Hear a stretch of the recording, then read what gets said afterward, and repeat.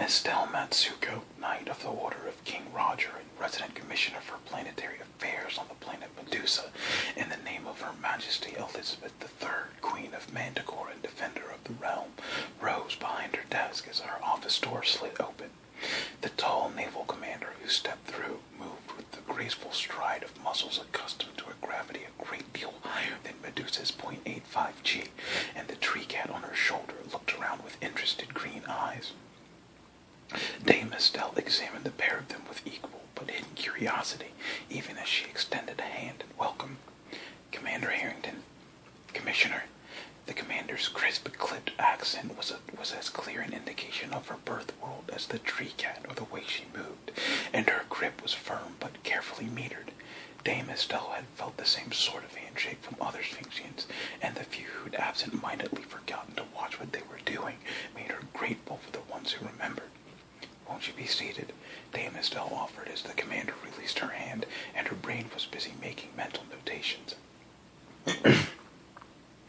Harrington carried herself with assurance, and Dame Estelle revised her original age estimate upward by 5 years.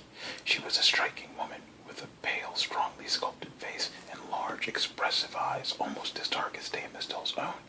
Her hair was clipped shorter than most men's under the white beret, and she wore an unmistakable air of competent professionalism, a far cry, the commissioner reflected, from the second-raters the Navy had been dumping on her, especially since Janicek took over the Admiralty. Yet there was a tension under Harrington's disciplined service, and uneasiness. At first she thought it was her imagination, but a closer look at the commander's companion had disabused her of that notion. The tree cat was curious about his surroundings, yes, but his long, slender body was taut and wary, and Dame Estelle had seen enough cats to recognize the protectiveness with which his tail wrapped around Harrington's throat.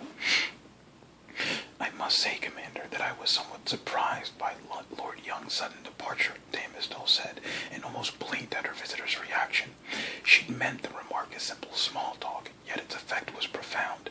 Harrington didn't actually move a muscle, but she didn't have to. Her eyes said it all, narrowing with a hard intensity that was almost frightening, and the tree cat was far less restrained. He didn't quite hiss, but his flattened ears and half-bared fangs made his position clear, and Dame Estelle wondered what she'd said. Then Harrington gave herself a tiny shake. A hand reached up to gentle the cat, and she nodded courteously to the commissioner.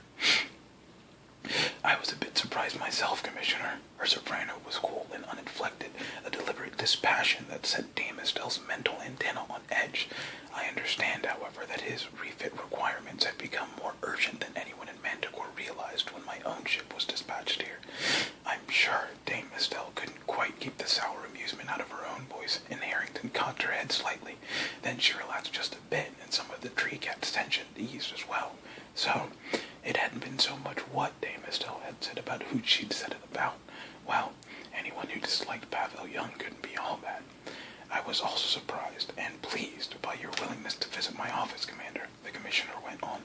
"I'm afraid we haven't had quite the close cooperation with the Navy I could have hoped for, particularly in the last 3 years or so." Honor sat motionless but nodded mentally as Dame Estelle paused as if to invite a comment. The last 3 years just happened to coincide with Janicek's assumption of the First Lord's duties, and the slight, dark-skinned woman on the other side of the desk obviously wanted to discover how Honor herself viewed Basilisk's importance to the kingdom. The right of a serving officer to criticize her superiors was limited, but a relationship with Dame Estelle could well prove critical to her own success or failure. "I'm sorry to hear that, Dame Estelle," she said, choosing her words with care, "and I hope we can improve the situation. That's one reason for my visit. It's a courtesy call, of course, but my original orders to Basilisk assumed that Lord Young would be remaining a senior officer, and I'm afraid my background brief on current conditions here was pretty general. I'd hoped you could enlighten me further and tell me about any specific requirements you may have." Dame Estelle inhaled deeply and sat back in her chair in obvious relief, tinged, Honor noted, with more than a trace of surprise. That surprise both gratified and embarrassed her. She couldn't resist a sense of justification at the commissioner's reaction to her explanation, yet what she'd asked for was the minimum possible requirement if she was to meet her responsibilities, and the implication that the Navy had failed so signally in her duties as to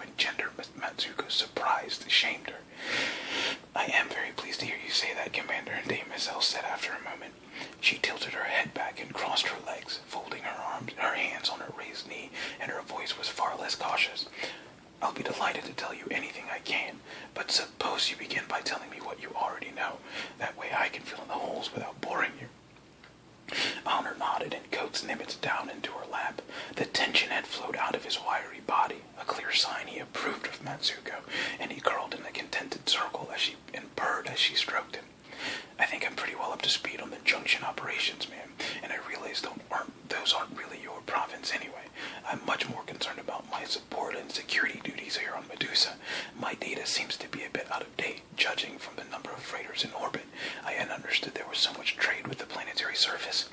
No, that's a fairly recent development, Dame Estelle frowned thoughtfully. You know about the enclaves?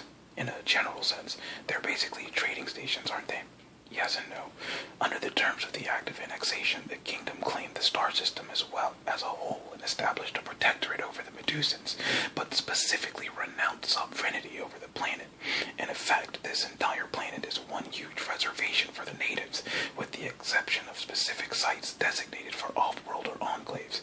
That's not the normal procedure for establishing territoriality, but we were more concerned with the junction terminus than planetary real estate, and the Act attempted to make that distinction completely explicit. In fact, it obligates the kingdom to grant the Medusans complete autonomy at the earliest practicable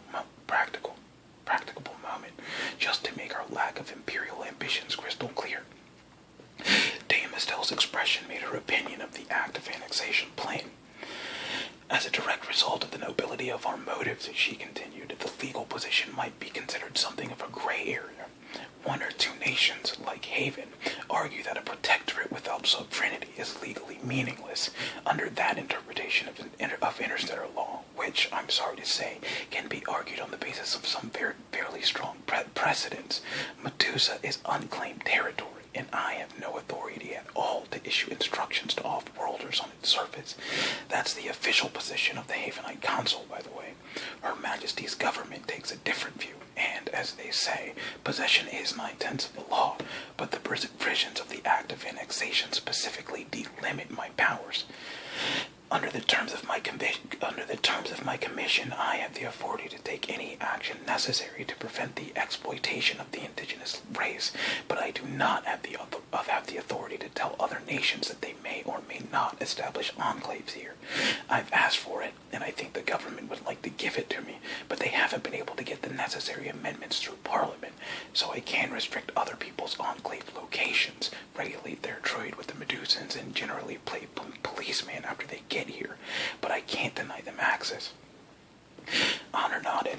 The liberals had been so busy making certain Manticore couldn't exploit the hapless natives that they'd left the door wide open for less principled people to walk right through. All right. Dame Estelle swung her chair gently from side to side and frowned at the ceiling. Initially, there were very few enclaves here on Medusa. As you no doubt know, the Medusans are somewhere in the equivalent of the late Bronze Age, and aside from some genuinely beautiful artifacts, they have very little of value in terms of interstellar trade. As a result, there was little pressure to open planetary markets, and the Native Protection Agency had the situation pretty well in hand. During my own tenure, however, the situation has changed. Not so much because of trade with the Medusans as because of the growing volume of traffic through the terminus here. I suppose it was inevitable that an orbital warehousing and distribution network should spring up, particularly since cargoes can be transshipped here without paying the higher duties and wages incurred in Manticore. There are, of course, other incentives, she added dryly, and Honor's lips twitched unwillingly. At any rate, quite a few merchant houses started establishing local planet-side offices to manage their part of the network as it grew. That's where most of the enclaves came from, and most of what they need has to be shipped in from off-world, so a lot of the local space-to-surface activity is a matter of servicing those needs. At the same time, merchants being merchants, there's been growing pressure to establish trade with the Medusans as a sideline to help defray their operating expenses. It's mostly very small scale, precious stones, natives' arts, telic moss for the spice trade, and an occasional Becknorite or ivory shipment, that sort of thing. But the Medusans' needs are so limited that trade goods can be extremely cheap. The Medusans are only just learning how to forge decent iron and wretched steel, so you can imagine how they value duralloy knives and axe heads, and modern textiles are equally prized. In fact, the poor devils are being robbed blind by most of the factors. They have no concept of how little the goods they're trading for cost the importers, nor do they realize how easily they can become utterly dependent on those goods and the traders who supply them. We've tried to limit the dependency syndrome by slapping fairly tough ceilings on the levels of technology we'll let anyone introduce, but both the Medusans and the off-worlders resent our influence. She paused, and Honor nodded again. The really frustrating part of it, Dame Estelle went on more forcefully, is that Manticoran merchants are specifically restricted by Act of Parliament from trading anything more advanced than muscle power technology to the natives, lest we make them dependent on us. Mind you, I think there's some wisdom in that, but it means our own people are at least as irked with us as some of the other off-worlders, possibly even more so, since our proximity would give them a major competitive edge. That makes it hard for us to get an accurate reading of the entire process. Not even Manticorans go out of their way to cooperate with us, so the NPA and I are virtually outsiders on a planet nominally under our protection. Worse, I'm pretty sure the native trade is being used as a cover for covert exchanges of illegal goods between off-worlders, including Manticorans. But I can't stop it, I can't prove it, and I can't even seem to get the powers that be back home to care about it. She paused and unclenched the hands which had tightened on her knee, then gave a wry chuckle. Sorry, Commander. I think I just punched one of my own buttons. Don't apologize, Commissioner. It sounds like you're even more hamstrung than I thought you were. Oh, it's not really as bad as I sometimes feel it is, Dame Estelle said judiciously. The physical restrictions of the enclaves to a central location here in the Delta, coupled with my authority to control the use of off-world transport outside them, limits the physical reach of the trade networks. It doesn't stop off-world to off-world smuggling, if in fact there is any, and it can't completely stop the flow of off-world goods to the Medusans, but it slows it and means that most of them trickle through native merchants before they reach more distant destinations. And, truth to tell you, concerned as I am about the impact on the Medusans, I'm even more concerned as the Crown's local representative by what else may be going on under the surface. Oh, Honor sat straighter, and Nimitz raised his head as she stopped stroking his ears. I've reported my suspicions, well, feelings might be a more honest word for them, that there's more involved here than the native trade, or even smuggling, the Countess New Kiev, but no one back home seems particularly concerned. Matsuko gave her a sharp glance, but Honor kept her face carefully expressionless. Countess Marissa of New Kiev was Minister for Medusan Affairs. She was also the leader of the Liberal Party. Dame Estelle snorted softly, as if Honor's very lack of expression confirmed her own opinion of her superior, then sighed. I suppose I could be...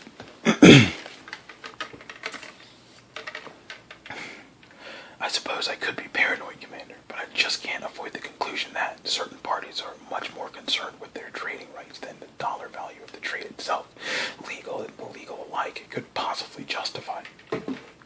Would those certain parties happen to include the Republic of Haven? Honor asked quietly, and the Commissioner nodded. Exactly.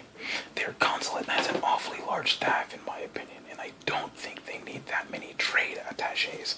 Granted, a lot of their traffic passes through the terminus. The western third of the Republic is closer to Basilisk than it is Trevorstar, after all, but they keep pushing for more freedom to trade with the Medusans as well.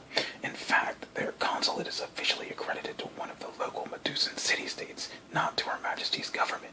Both the government and Haven know that that's a legal fiction under the circumstances, and I've been able to sit on them reasonably successfully so far.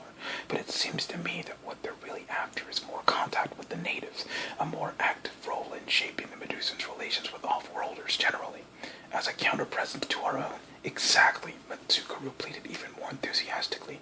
She produced her first genuine smile of the meeting and nodded firmly. I think they're hoping that the anti-annexationists back home may get their way after all. If that happens, Haven will be well placed to move in and assert its own sovereignty, especially if they were already involved in native affairs. Lord knows they don't need any more motive than controlling the terminus, but they like to have moral justifications for their propaganda machine to report to their own population and the Solarian League. That's why they're so stubborn about maintaining their official position that the terms of the acts of annexation amount to a unilateral renunciation on our part of any legal claim in the first place. If we do pull out, they want the planet to fall into their laps like a ripe plum apple.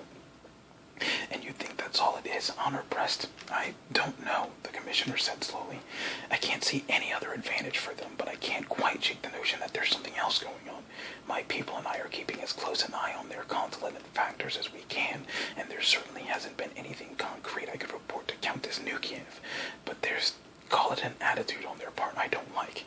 She shook herself and her smile turned wry. Of course, I don't like them either, and that may be coloring my perceptions.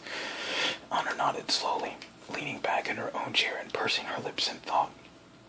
Dame Estelle did not strike her as a woman who leapt to conclusions, whatever her prejudice might be. At any rate, Matsuko said more briskly, that's the basic off-worlder situation here on Medusa. As far as the natives themselves are concerned, my NPA people are spread too thin and too overworked to provide that kind of coverage I prefer.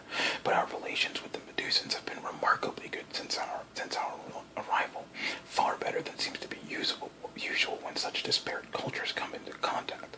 Some of the clan chiefs want the restrictions on the higher-tech imports lifted, which is causing some strain, but by and large we're in pretty good shape, especially with the city-states here in the Delta. We do have a few problems in the more remote areas of the Outback, but the thing that I find most worrisome just now is that we've been picking up hints of an upsurge in the Medusans' use of Makoa over the last year or so. Honor raised an eyebrow, and Dame Estelle shrugged. Makoa is an indigenous drug. It's difficult to refine by local standards, and I don't like the effect it has on its users, but it's nothing new.